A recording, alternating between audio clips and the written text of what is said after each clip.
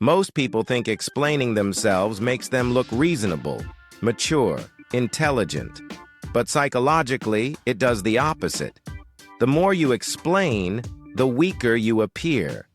And this isn't opinion. It's how the human brain interprets behavior under pressure.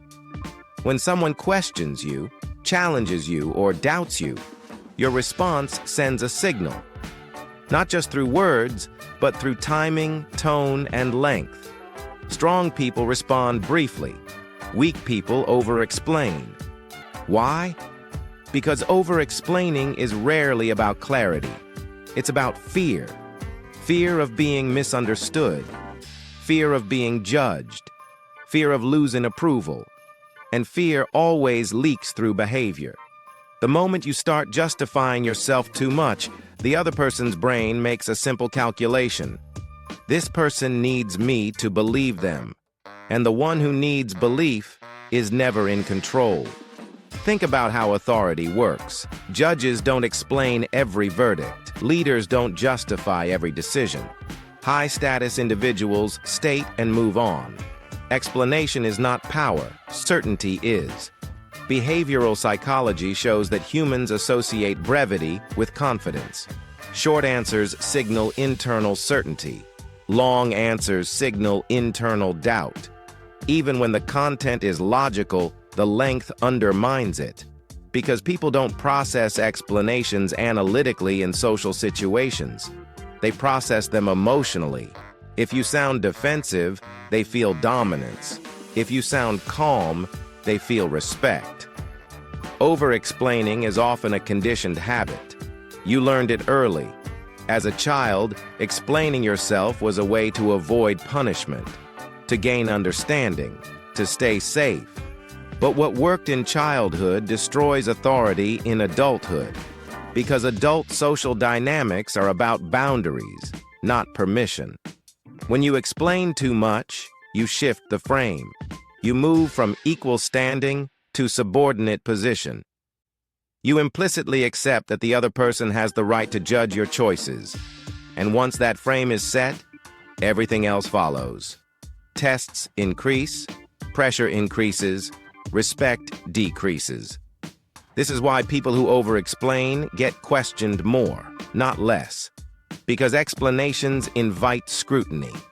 Silence closes it. Look at what happens in real situations. Someone asks, "Why did you do that?"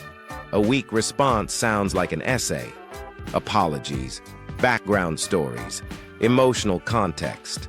A strong response sounds like one sentence, maybe two, delivered calmly. No emotional charge, no defense. The difference is not rudeness, it's self-trust. Strong people trust their decisions enough not to defend them. Weak people hope defense will create trust. It never does. Over-explaining also creates contradictions. The more you talk, the more angles you expose.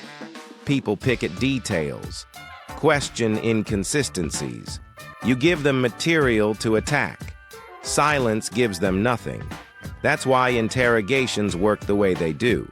The person who talks the most usually incriminates themselves, not because they're guilty, but because pressure plus speech creates mistakes. Silence under pressure signals control, and control intimidates. This is why calm, quiet individuals often dominate conversations without speaking much. They don't rush to fill gaps. They let silence work. Silence creates discomfort, and discomfort makes others retreat. Over-explaining removes that discomfort. It relieves pressure for the other person. You make it easy for them, and easy never commands respect.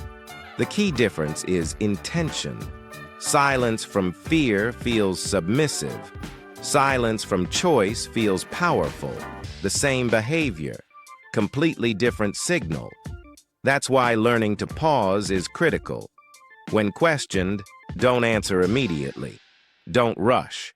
Take a breath. Look at the person. Decide how much they actually deserve. Often the correct answer is very little. A statement, a boundary, then stop. No justification, no defense. Let the silence sit. The silence after your words is where power lives. Most people can't tolerate it. They'll try to fill it, push, probe. That's fine. You don't move. Over time, they learn something important. You don't operate on their approval. And once people realize they can't extract explanations from you, they stop trying. Tests reduce, pressure fades, respect stabilizes. This doesn't mean you never explain. It means you explain by choice, not by fear. You explain when there is mutual respect, not when there is challenge. Context matters. Power is situational. But the rule is simple. If someone demands an explanation, you're already at risk of losing frame. If someone requests understanding respectfully, that's different. Knowing the difference is social intelligence. Master this, and your presence changes.